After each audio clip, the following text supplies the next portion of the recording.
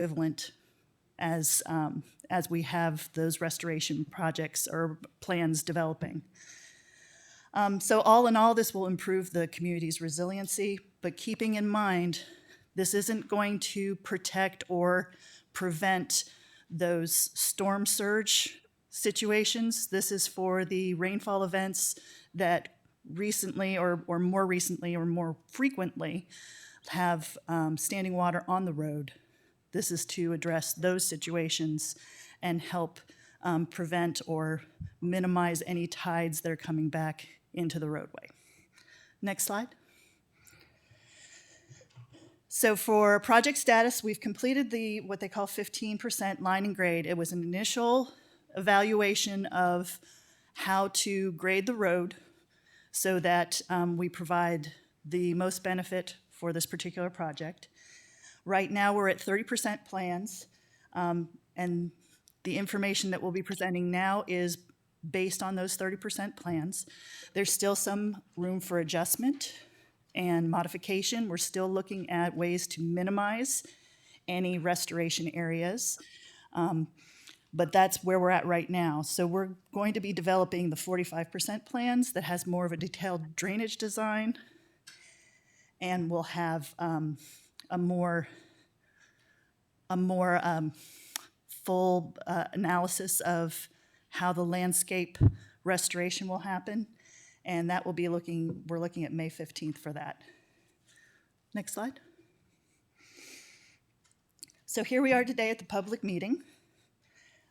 We actually have the SMARTS portal that will be available April 15th.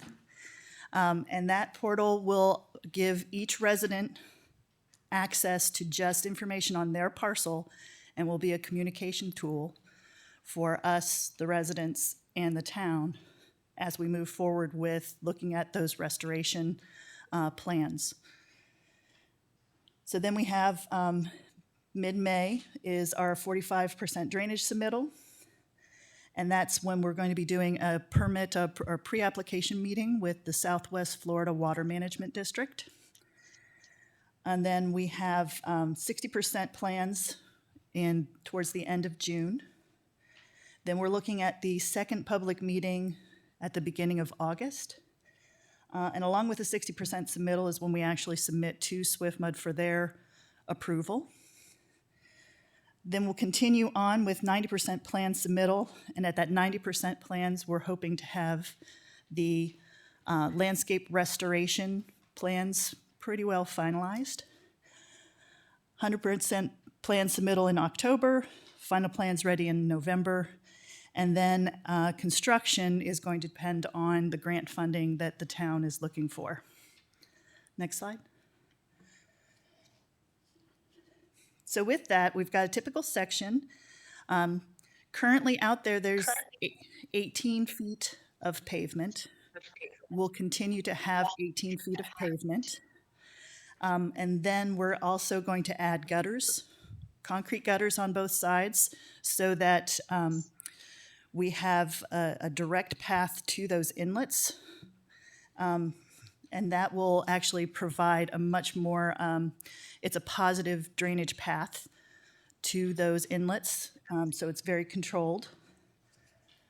The existing right-of-way, so with the gutters and the pavement, we should stay within the existing right-of-way that's 25 feet wide. Next slide. So here we have the general roadway design of what we did in the 15% of the road of the line and grade. So the existing elevations range from 1.1 to 2.2, and proposed will range from 2.1 to 2.85. So you see here the existing ground is the green dashed, and the proposed is the magenta purple. So what you'll see here is that there really isn't a single gradient in the existing. So you've got a lot of areas that have like little pits. So we're going to create a we're going to grade it so that it flows positively towards those inlets. And again, going from 2 inlets to the 14 inlets and the 2 outfalls. Next slide. So there's a summary of what we have. So for instance, when I say collection pipes, that's the pipes that are collecting them from the inlets, and then there's an outfall pipe. So right now there's only 25 feet of collection pipe to 1 outfall. So this one, our proposed conditions will have 1,700 plus linear feet of pipe that's collecting it. So that also gives the opportunity for the water to come from the roadway and actually be stored underneath in the pipe instead of on the road. And then we'll have the 2 outfall pipes, and we will have check valves on each one. Next slide. So drainage easements for the outfalls. In existing conditions, there are not drainage easements, but there is 1 outfall in between 2 homes. So we will be looking for drainage easements for the proposed outfall locations that are going to be side yard. And we'll address that with the individual property owners. Next slide. So for existing conditions, our LA group went out in the field and they documented all of the landscape, all of the pavement on every single property. We have today a drawing of the existing conditions, so the documentation of each individual property. On that is a red line, and that is the worst case scenario for restoration. So we'll be working with each property owner to identify how that restoration will be, and what's going to, how we're going to restore it so that it is fully satisfying you. Yes? Thank you. So some of us are still recovering from the last storm and are still in the process of replacing some plants. Okay. So it's not a static environment. Understood. So is there like a date when the masonry will be taken, and after that, anything you plant isn't going to be in the plan, or how is that going to work? So as we move forward from here, our goal is to have that final plan completed at 90%, which is October, November of this year. We can talk with each individual property owner to see how it goes, but to try and address each individual issue right here is a little. Well, it's hard to plan for a moving target. Right. Yeah. Totally understand. Thank you. Yes, sir? You say 14 inlets. What size collection pipes coming off of those inlets, and what size outfalls are you planning? So the intent is to have 18-inch pipes that are the collection system and 24-inch pipes that are the outfall.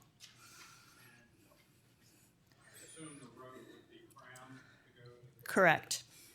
And am I also correct that the goal is to ultimately, with the collection system and the outfalls, increase the speed with which stormwater, as well as any flood water that would come onto the surface, would go back once the tides recede? So the intent is that if there's a high tide, there's a check valve. We are also looking at pumps to push any flood waters from the road out against that tide. We'll see what we can come up with that's cost effective and that makes sense. But the goal is to have a minimal amount of flooding during a regular rainfall event. And sometimes that is impacted by the tailwater condition or the tide.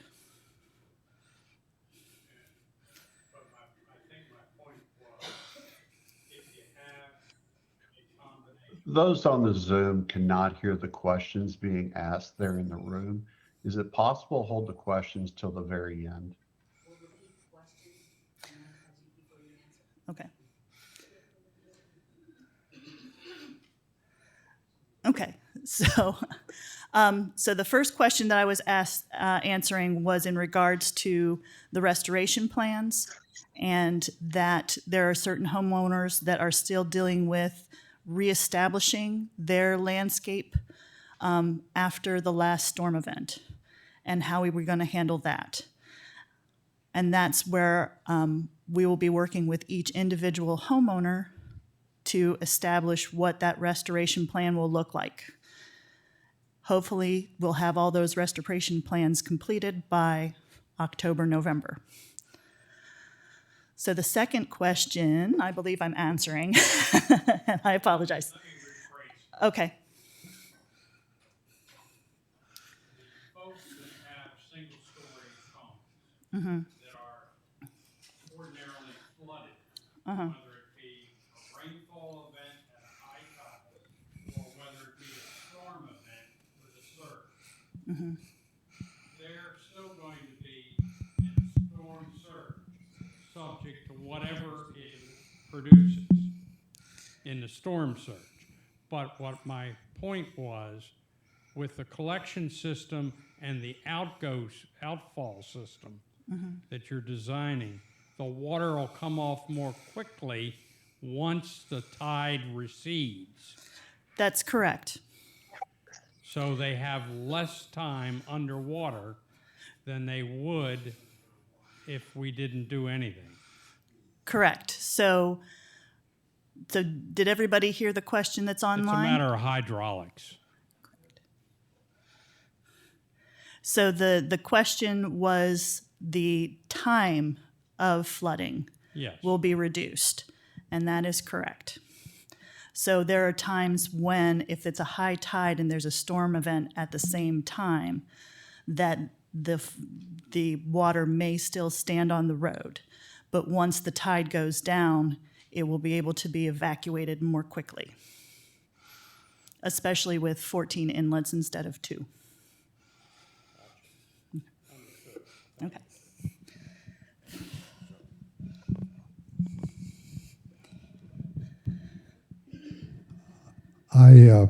My name is James Whitman. I live at 686, which, if you look on your map, is right where one of the sewer grates is.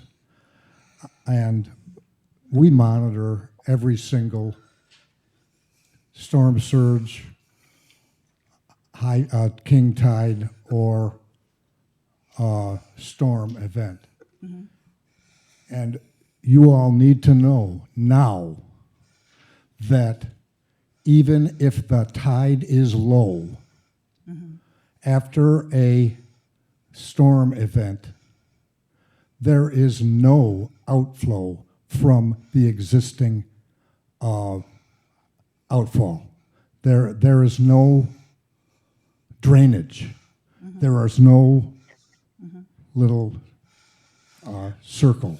This is unacceptable, and it must be fixed in this process. And the check valves do nothing at all. We have watched this for years, and I'm telling you, this is a fact. If you don't believe it, come out when there's a low tide and there's just been a storm. Please. Jim, I don't know if you've noticed, but that's why we're here.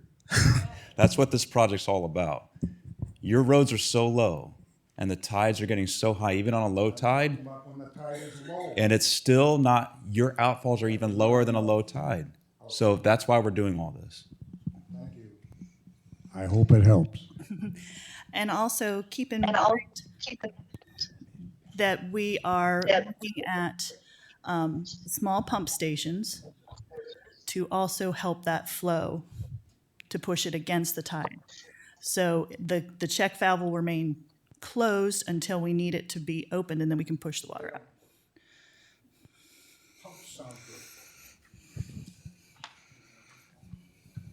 Okay. So as an example, we're actually looking at the Longboat Key Public Works Building, which is there on General Harris. This is what each property landscape existing conditions plan will look like.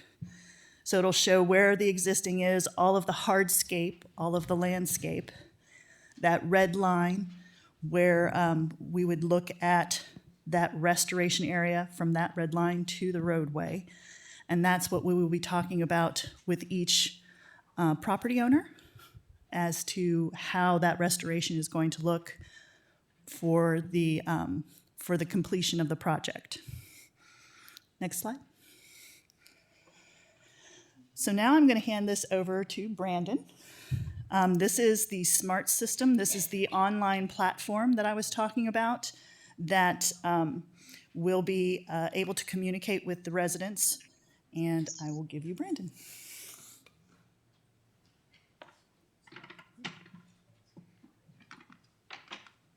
Thank you, Molly. Can you guys hear me all right? Cool. So, like Molly said earlier in the presentation, we're developing a portal that will allow you guys to access all the important information that is especially important to each resident, like as a standalone, in one place. Because as you can see with the turnout today, this project matters to you guys. Like, you wouldn't be here if it wasn't extremely important. So from our end at Kimley Horn, it's important for us to be transparent with you and give you all the information that we can. So we're utilizing this software called Smarts. It's a software that Kimley Horn invented. Somebody on our software team had this great idea. And essentially at its core, it's a cloud-based platform that allows people to view, track, and manage information. It was originally implemented for large corporations to track all the projects they have. And in our case, we're transitioning that over to manage each one of your parcels. And the neat thing about this is that not only can we manage the information, we can give each one of you access to your property. That way, it's a little bit of an interface that where if we have a file that we think you need, we can send it to that software. It's in there. You guys can access it anytime you want. And conversely, if you guys think there's something important that we need to have, if you have a photo of a new plant that you put in your yard or evidence of flooding that you think we need to have, you can add it in there. We can have it at any time. Yep. Very basic. So in a situation, and I'm sure this is for most of us, where you have two cell phone numbers, is there a way that we designate a primary, or have you already chosen a primary so that we know how to?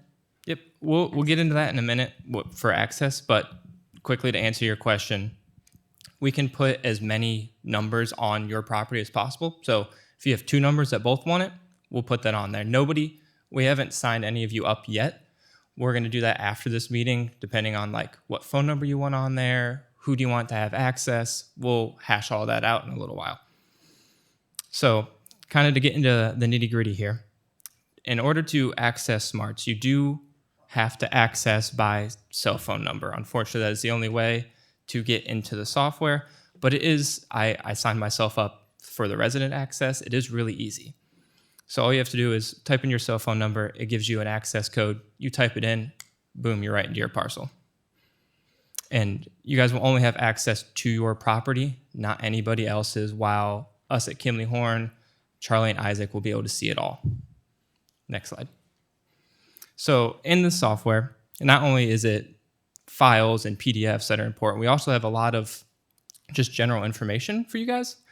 So it's broken down into a couple fields, and the first one that you'll see when you guys get into the software is project notes, which that is information that is general to the project that we believe everyone has access to. So if Molly has an important update on a submittal or when the next public meeting is going to be, we can add that in there and you guys can see it all. And then also we'll have information on your parcel like year built, address, area. We'll have flood information in there, particularly like what FEMA flood zone you guys are in, what your finished floor elevation is in. Is that where your garage is at? And we have all that from the survey that we had at the beginning of the project. So all of that will be in there as well. And then under parcel access data, that third row is where the real meat and potatoes of this is. And that's where we'll have the existing condition plans, like the example you see of the Public Works building. You guys will all have that in there to access at any time. We'll also have the restoration plan when that's ready to go, and the final restoration plan, as well as the right of entry agreements that we'll discuss a little later on. All that will be available in there as well anytime you guys want it. And then we'll have the comments section here at the bottom where you guys can submit us any photos you want, any written comments you would like, and we can do that vice versa. If there's something important that we need to get out to you guys, we can put that in there. Next slide. Can you make the full screen, the slide full screen? Possible? It's kind of small. Unfortunately, that's the best we got. Oh, you can't make it full screen. Yeah. Unfortunately, that's what we're working with, but we can provide you guys copies of this possibly later to make up for that fact. Don't worry about it. Okay. Yeah, in the package we have the instructions of how to access, and we'll show it up here too later for the people that are on Teams, and it will be available in the recording as well. So once you guys get into Smarts and get into your parcel, this will be the front page that you guys get to. So all those categories that I just discussed, those are just listed down there vertically. So all the information is just, you click on the one tab, it opens up, all the info is in there. Next slide.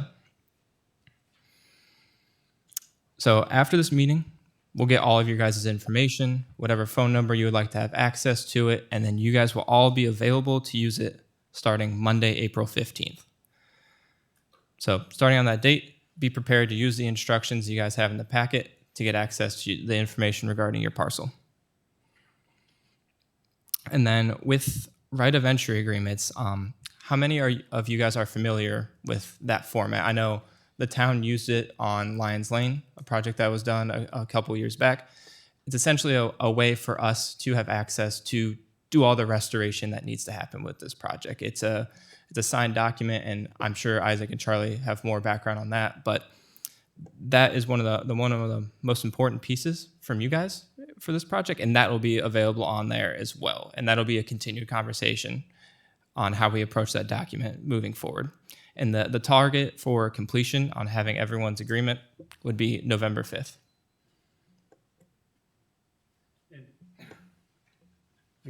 Again, this is Charlie with Public Works.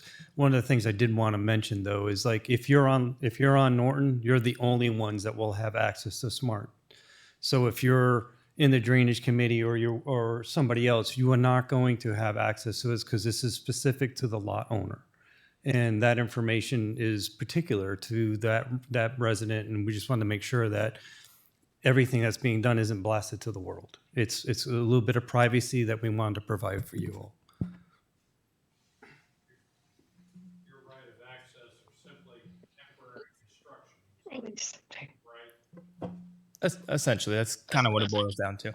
Right. We worked with our legal team to basically get a construction right of access agreement formulated so that way, just like on Lions, it allowed us to venture onto your property in order to do that restoration.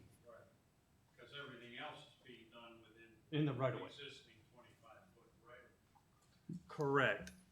Except for where we might need those easements in order to like add those pipes heading out to the channels.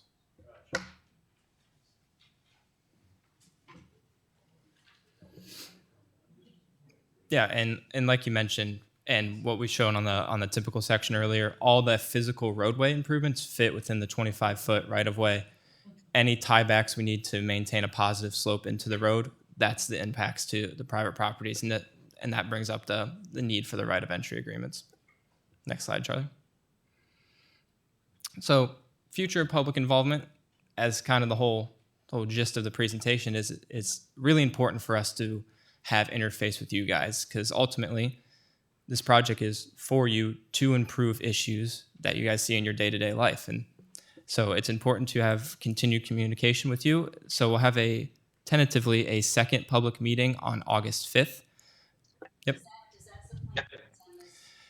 Yes, that timeline is like it's very tentative. The data is constantly moving, unfortunately. And if anybody has feedback on a date, if the community would rather that be pushed in a certain direction, that one's currently fluid, but expect that early August is the plan there. And then we also plan on being at next year's Sleepy Lagoon HOA meeting as we were this year. Next slide. Okay, and then real quick before we get into questions, I'm going to give a brief demonstration on smarts, hopefully, if it lets me. So on that instruction packet, you guys have the website and a QR code that you could scan with your smartphone. You have two options to get to the site, but essentially, hopefully this works. Can everybody on the Teams call see my screen with the smart software?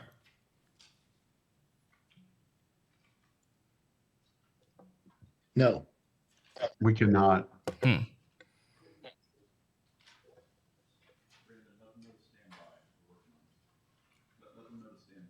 Okay. Well, stand by. We're working on getting that to show to you guys, but in the meantime, I guess we'll begin with this, and this is all recorded as well, correct?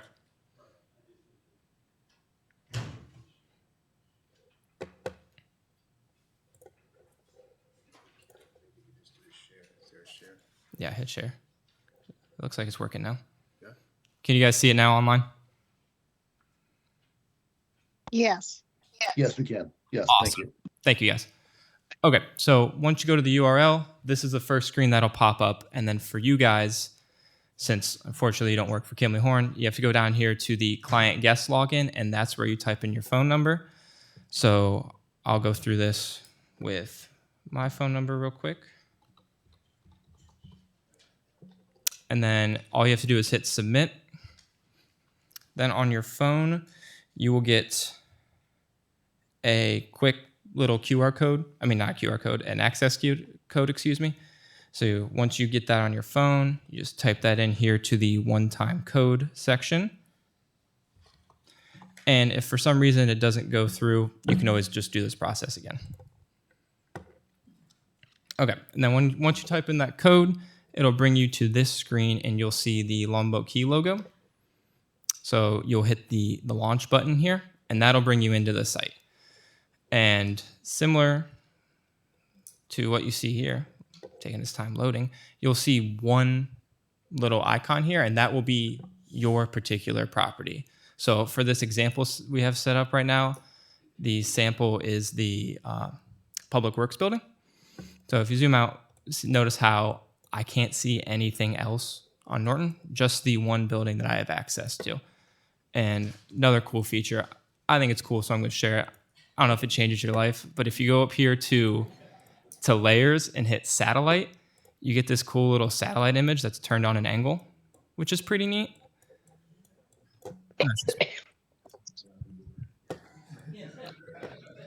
I still think it's cool. All right.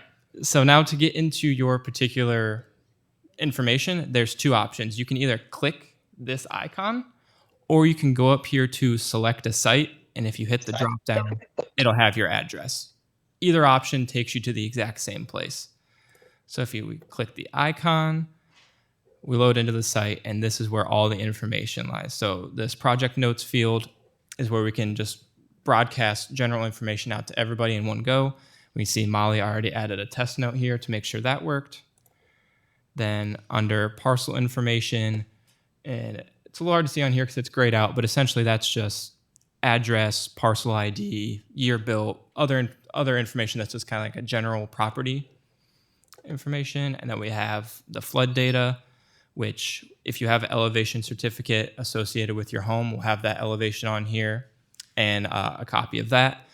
We also will have the garage floor elevation and the finished floor elevation. That's from our survey that we had done. Your flood information in regards to the FEMA maps. And then the next section here under parcel access data, this is where most of the physical PDFs are going to live. So you see here, we'll have the right of entry PDF unsigned. That'll just be a unsigned copy of what the document will look like. And once you get yours signed, we'll have that available here too. It'll be uploaded here with the date it was signed. And then we'll also have all of the landscape information. So we'll have the existing condition plans, preliminary restoration, and final restoration. And if you were one of the properties where we need to talk about drainage easements, we'll have information regarding that in here as well. So as you see on here, we already have the existing condition plans for all of you guys uploaded. So once you get into the software, that file is already going to be in there. And all you have to do is hit this little square with the arrow. That should download it. And all you have to do is hit open file. And as you can see here, this is just an example of the Public Works building. So that's what you guys will be able to see once you load in on the 15th. And then as we progress through the project, more and more information will be added. And then here under parcel comments, if you guys want to add a photo of a tree, add a photo of some flooding that you think we should know about, you just hit the plus here under photo submittals, put in a file name, and then you attach the photos here. And it's important to note, if you're adding any photos or comments, scroll back up here and hit save. If you don't hit save, unfortunately, it will not keep it. So just keep that in mind. If you're adding information, make sure to hit save. And another cool feature we have in here is when our fine landscape architecture team, Jake actually just stepped out, but they went out here, did an extensive site visit, and took a lot of photos of your guys' property. We have all the photos for your property uploaded to the site as well. So if you want to know if we got the one palm tree you're worried about documented, you can look in there and see if there's a photo of it. And then we have this external correspondence files. That'll just be a general, like if there's an extra file we want you guys to have that's not like the existing condition sheet. It doesn't have a preset area for it, just a general file. We'll plop it in there. And then finally, the resident notes, similar to the photos. If you just hit the plus, type in a title, date, and then what the important note you think we should have is, type that in there, scroll back up to the top, and hit save. So that way we can see any comments that you guys have. Yes.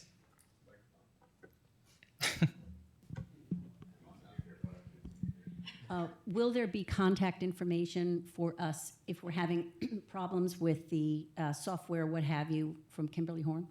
Absolutely. That's a great idea. We'll put that at the top. Thank you for that. And kind of piggyback on that, it's important that we will be checking this pretty regularly. Isaac and Charlie will also have access to it. So if there's a comment on there, one of us will see it and we'll address it. Yep. The right-of-way is existing at 18 feet. 25. Sorry, are paved. Oh, yes. It's, 18. 18 plus Yep, or minus. exactly. What will be the overall width, gutter to gutter, upon completion? Gutter to gutter. So we're keeping the pavement at 18. And then the gutter on each side is, Emily, it's 2.5, 3.5. So 6 feet on top of that, or 7, I can't add. So 3.5 feet on Yeah. either side. Yeah. So each drive lane will now have your existing 9 feet of pavement plus 3.5 foot of gutter. So like, I guess if you're a crazy driver, you can put a tire on that. But essentially, total width is, you're getting close to 25 now. So that's actually going to be a drivable width. So it'll be shoulder gutter. So it's not like a curb that you'd bounce off of. Swale gutter. Yep. Like in front of the building here. Sure. I don't know what's out here.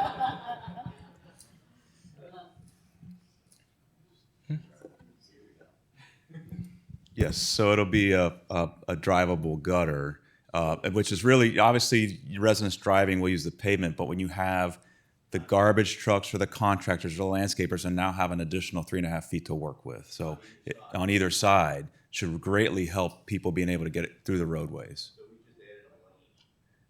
Yeah, a thin lane. Yeah, effectively, yes. It's going to maximize the pavement, in the right of way, because there's only 25 feet, but at least now we're catching the drainage and directing it where it should go. Yep. So Oh, we'll come back. He has the mic. we have a brick and mortar wall structure adjacent to the existing pavement. Is this 3.5 feet? What is it going to do to that structure? You want to take this one? So that's going to be something that we're going to need to work out in the restoration plan. So we are going to use the 25-foot right-of-way, but it may push that wall back a bit. And then we'll restore to the property owners. So you will remove and reconstruct that wall? Correct.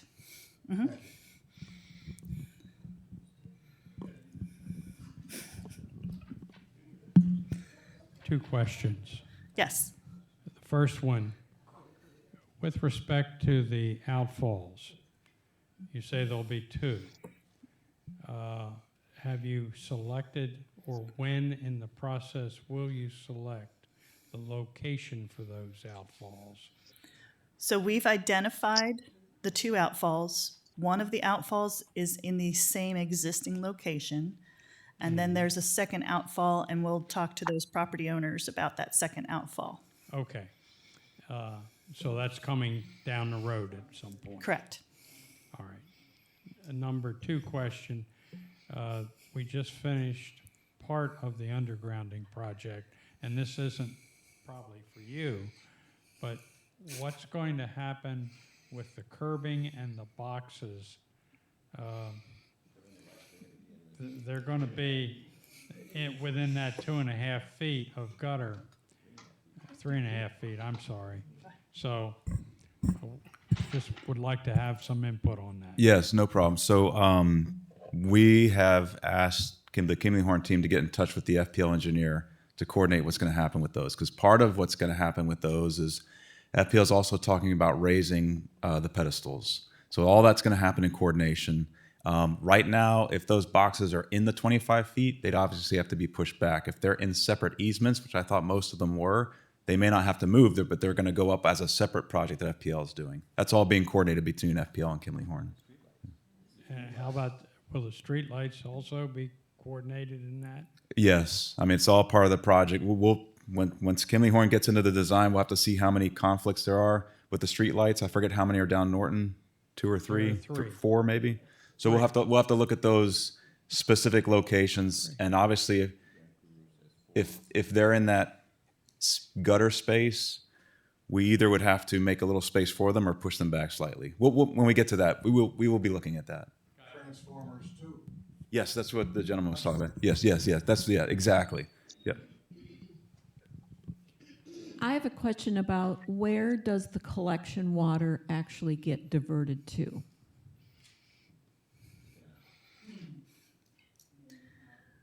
Okay. The collection water getting diverted to, you mean the outfall pipes? Yes. Where Okay. does it empty out eventually? Because if To the it- canals. well, doesn't that seem cyclical in that the canal water is also intruding into our lives? So you're putting Understood. it right back where it came from. Correct. So we're actually with elevating the road and having the check valves. And I understand that sometimes there are challenges with check valves. But when it comes to that, the elevation of the road will provide some additional protection in that it will keep that much water from coming back onto the road. So in this situation, it's not so much that we're preventing the water from a tide perspective. We're not preventing the water from getting out. We're preventing it from getting on the road in the first place. So just come into your backyard. Well, and the challenge there is we cannot address the seawall side. We can address the road side. What we found from our survey is that there's actually usually a little bit of a higher spot in the middle between the front and the back of the house. So there's the seawall elevation, and then there's the top elevation of the ground that is really controlling if that water gets back into the road. Well, a lot of us have mangroves and not seawalls, so Okay, that's not a barrier at all, basically. understood. Now, can't the outfalls be closer to the bay and not in the canals that come right back into it? If we start going into the bay, that is an additional cost. And depending, so you're talking about like the intercoastal or?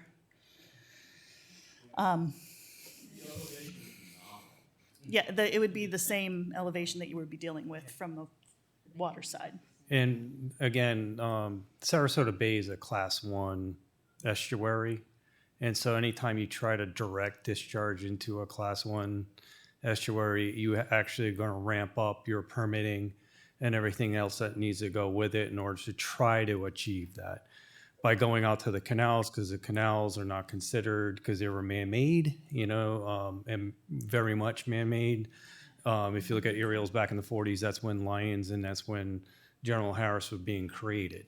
So it could become a permitting issue if we try to go to direct discharge out into the bay that hasn't already existed,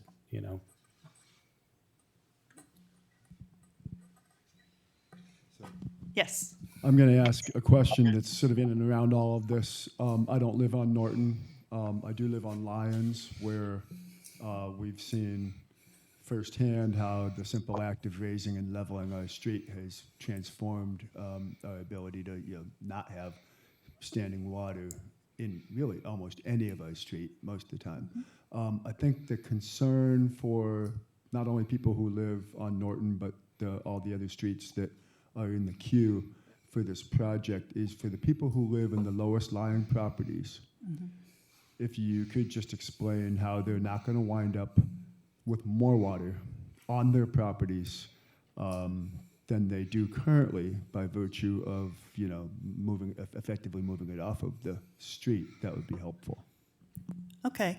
So the way that we are making sure that individual properties are still protected, we did get a full survey, including all of the finished floor elevations and garage elevations. And we adjusted our profile to make sure that we weren't pushing water onto private property. The collection system with the 14 inlets provides more opportunity for it to get into the system to be evacuated in the proper way. When it comes to the water on their particular property,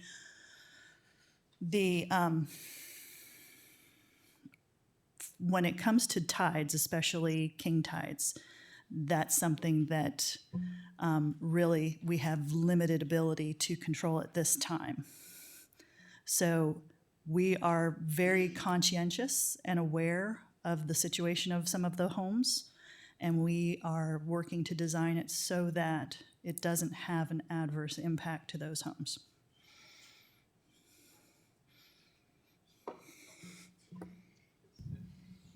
John, great question. It's very similar, what they're doing now with Norton, it's very similar to what we did with Lyons in that, in a perfect world, boy, if we had all the money in the world, we'd love to raise the road to elevation 5, but it wouldn't make sense fiscally, and it wouldn't make sense for the homes because now we're creating a dam and pooling into everybody's house and backyard.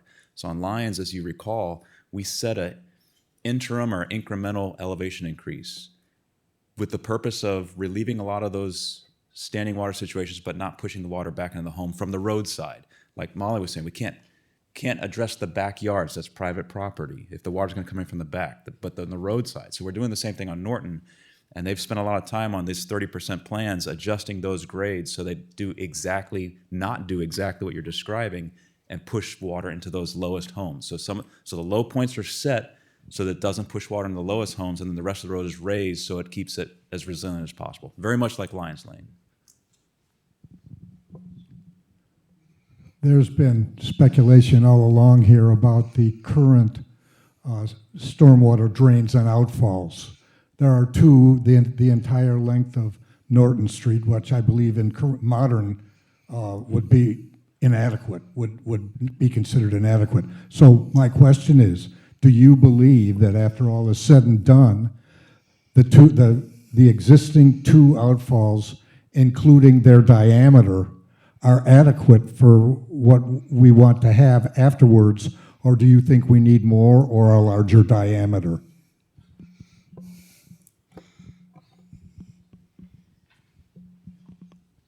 And again, I think Isaac kind of addressed this earlier on. That's why we're here, because the ones that exist are not adequate.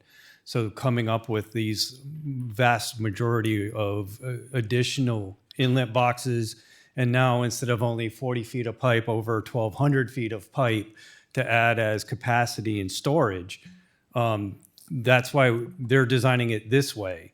So that way we're improving the condition there, because what exists now is, as you say, is just grossly inadequate. Do you think you will have to add a new outfall? That we're including in this project, adding at least one new outfall.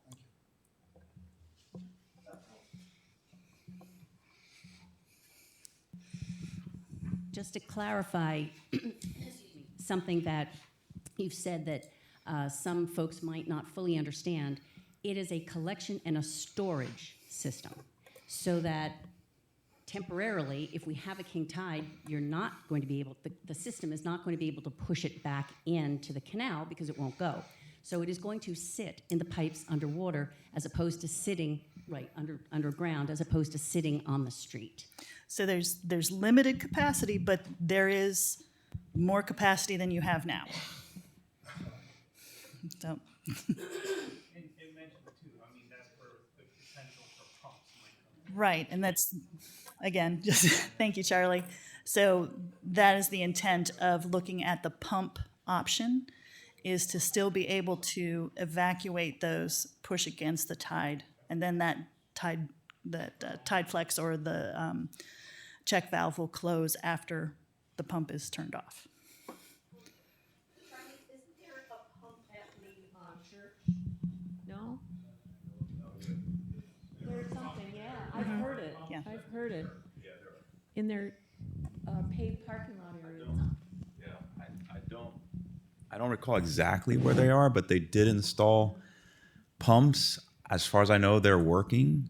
So I don't know more than that. We'll probably maybe talk to the church and see what their experiences are, but pumps are certainly part of the conversation now. And we actually have pulled the plans for the pumps that the church submitted to the Southwest Florida Water Management District, and we've reviewed those. So.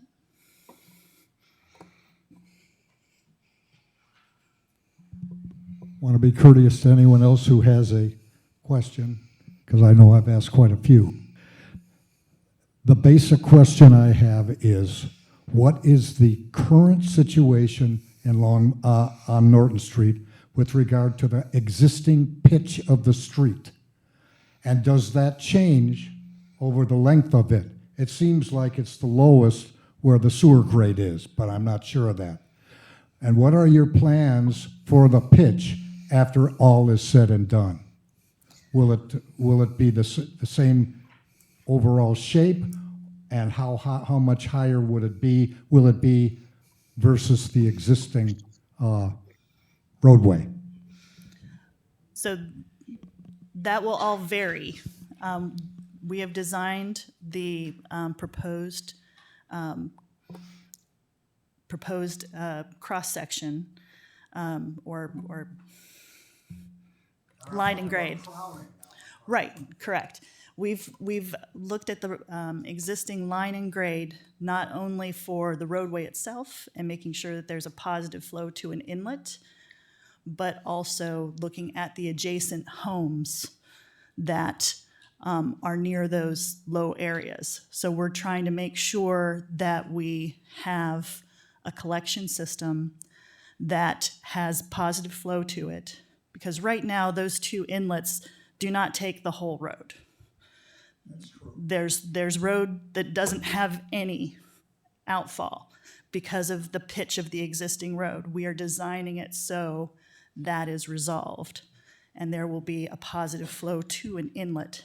Hence, the other reason of having 14 is that we wanted to, we're modifying the cross, or the road profile, thank you.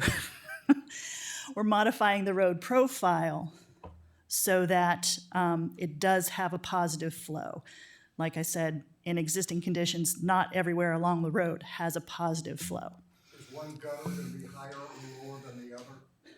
No, they'll be the same. There you go, both sides. And this might help answer your question a little bit. If you come to this exhibit and every time you see a pipe cross the road, that's a low point. So if you think about it, if these are all low points, you have a constant up and down of the road, whereas what you see today is a pretty flat, not always sloped to an inlet road. So now we're adding a lot more elevation change, and part of that is because, like we discussed earlier, some of these houses are still pretty low. So in order to maintain them like a low point in the road there, so we're not sending water onto that house while also maximizing the elevation that we can set the road where houses have been elevated. So that's why part of the reason why you see so much elevation change now is we're maximizing elevation where we can and minimizing impacts to the lower homes where we have to.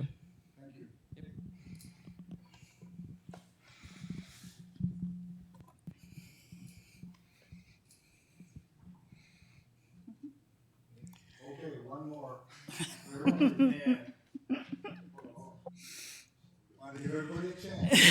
I just want to make sure I understand this. The existing right-of-way is 25 feet. The existing roadway is 18 feet. You are proposing to add 3.5 feet to each side, and that is inclusive of gutters? That's correct. That Okay, so the addition- total at the outside of the gutter will be 25 feet. Correct. Thank you. I'm I've online. got one more question.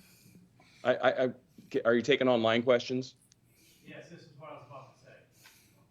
I have hands raised online, so if somebody has a question online, please speak now. Sound.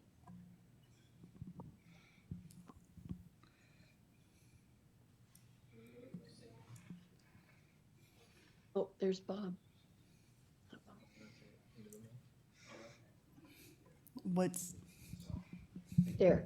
Again, if somebody online has a question, please just state your name and then ask your question, and we'll go ahead and try to answer it for you. This is Jeff McKenna. I have a couple of quick questions. I own the property that is one of the properties that is where the existing outflow is. How will that impact the seawall? Do I understand correctly that the diameter is going to get bigger and it's going to get raised? It's in the seawall right now, I believe. correct. So any reconstruction necessary to ensure that your seawall is structurally sound will be done by the project, including the upsizing of the pipe itself. Okay, great. And the second question is the timing from start to finish. What's the estimated time start to end? For the construction, Yes, the project. we're estimating it's probably going to be about a 9 to 12 month schedule. Thank you. Are there any other questions from those that are online? This is Richard Briggs online. I have a quick question. For those that may have renovations or new home constructions happening on Norton during the time of construction of the new roadway, will the road be impassable to construction equipment and contractors? So the contractor will have to maintain access for all of the residents, and that would include construction traffic. Correct. Through an MOT plan, sir, while the road is being constructed, that portion of the project, that contractor will have to maintain at least, like one-way traffic. So that way, if they have to, they try to phase things in a way to try to, not be such a burden on everything. Now, like we did in Lyons, and obviously there are going to be times when you might have to call off your landscape crews for a day or two before, so that we can finish with that segment of road.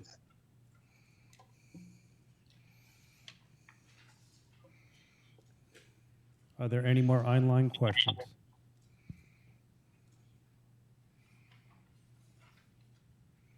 Okay, seeing none.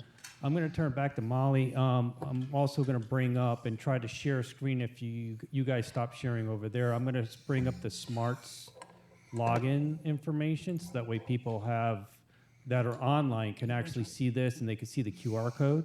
Okay, yeah, we're good. Yeah, Charlie, if you want to like quickly just hit enter through the instructions that they have, if they're here in person, are also on that slide. Just Right. click through it so it's in the recording. So I'm going to start sharing from this point. That way people can have an understanding online of how to get onto, see what everybody else is seeing in the room. I'll try to minimize this as much as possible. So this is these are the smart instructions, and I just want to make sure that those that are online have a kind of an idea that, again, this will become user-friendly as of April 15th, thereabouts.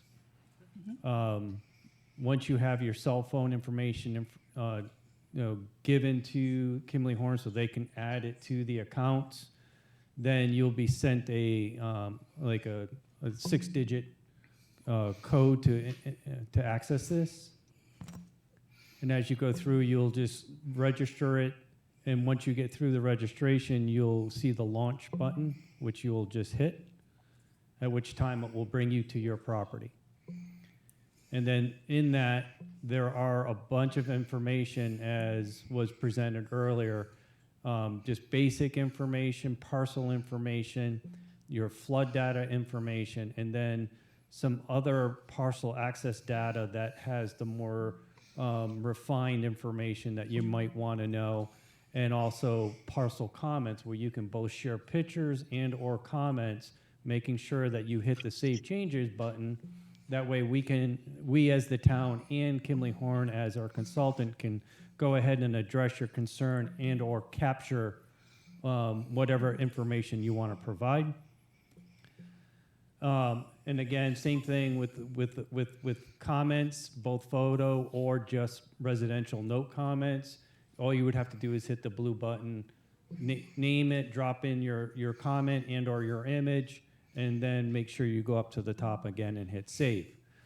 The last two slides, these are your important ones, right? So there's Brandon's email from Kimley Horn. So if you're online, go ahead and just take a photo snapshot of that picture.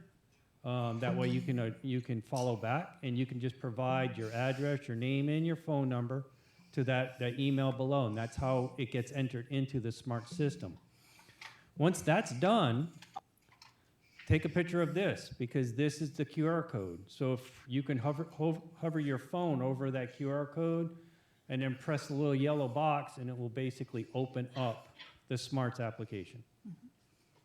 So again, those last two slides are really what we're looking for now for our residents to try to provide this information to Brandon and the rest of the team in order to get this Smarts program, which I think is going to be very beneficial and user-friendly for all of you in order to see what's going on and be able to communicate with the project team. Excellent. We have a question up front.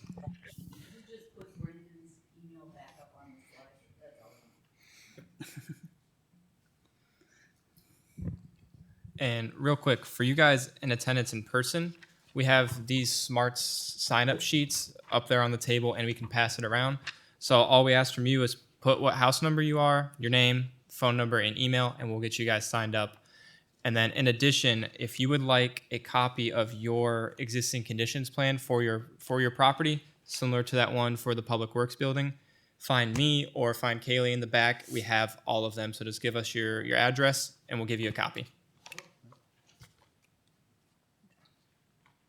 So I have one more question, not about the smart system, but a general question that came up in the course of a meeting that we had with the Lombok Key Mayor and a variety of other people involved with Sleep Lagoon HOA. Where a comment was made at some point in that process, and Charlie, maybe you best to answer this, but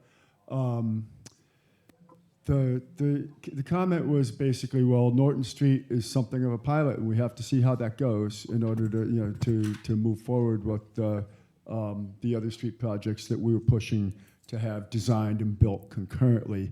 And so my question is this: you've done this before.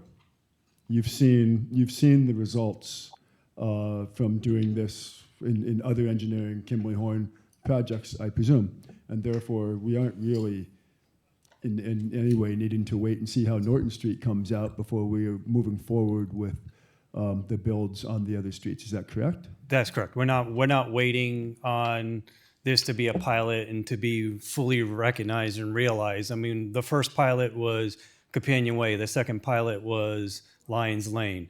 So we've already done some improvements in drivability and accessibility to these neighborhoods. The town's in by no way, or we're not looking at doing this one project and seeing. Right now, I have grant applications in for the construction phases, not only of this project, but I actually submitted one for doing the pipes at least, like doing that drainage part for both Penfield and for Bayview, which were recognized as the second project phase, which means we're going to have to design it. And that's all part of it. So we're going to, the town manager, the commission are fully vetted in making sure not only Sleepy Lagoon, but the village, Buttonwood, and other areas, whatever projects might be necessary to move forward, we're looking to at least get through the designs. That way, when we go to apply for additional grants and whatnot, we're shovel ready, because shovel ready projects typically get a little bit better of a look than non-shovel ready projects. But in total, I mean, we've put in for both Ian and for Adelia in the tune of about $3 million worth of projects, if not more. So we're not waiting.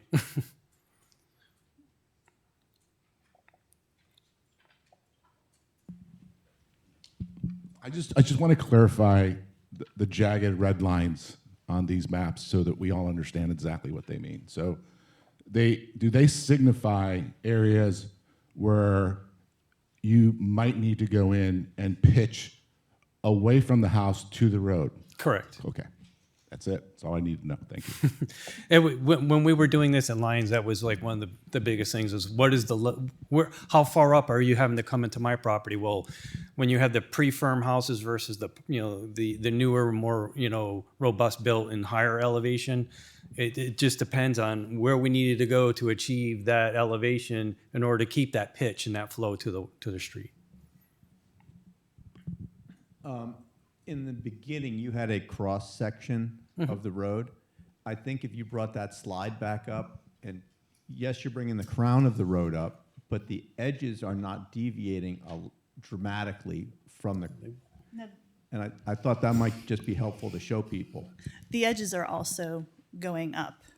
but not as much as the crown, It depends on where along the road, because it's it's undulating and right. So yes, when it comes to where we're putting inlets, it may be closer to what the existing is, but there is some elevation change along the entire road, both at the gutter and at the crown.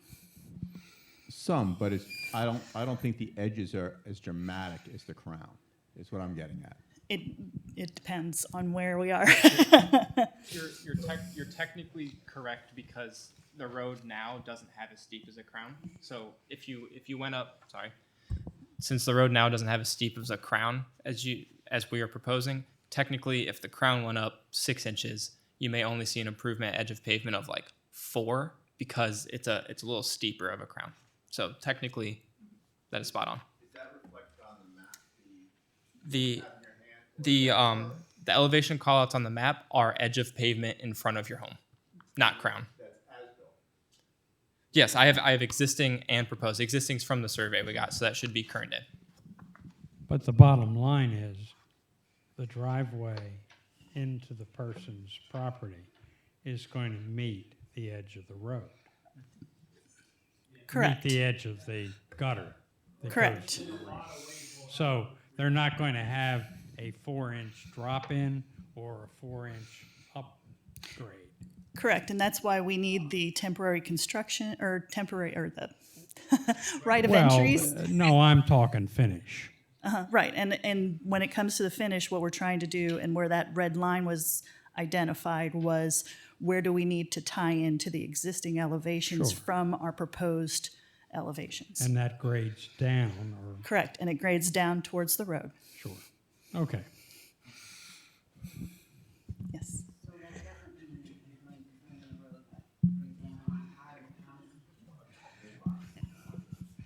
covers our porch.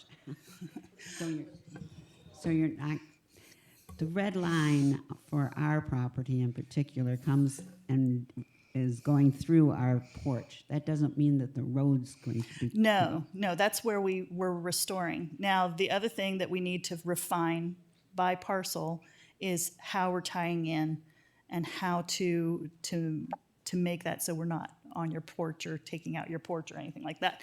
So there'll be some modifications there.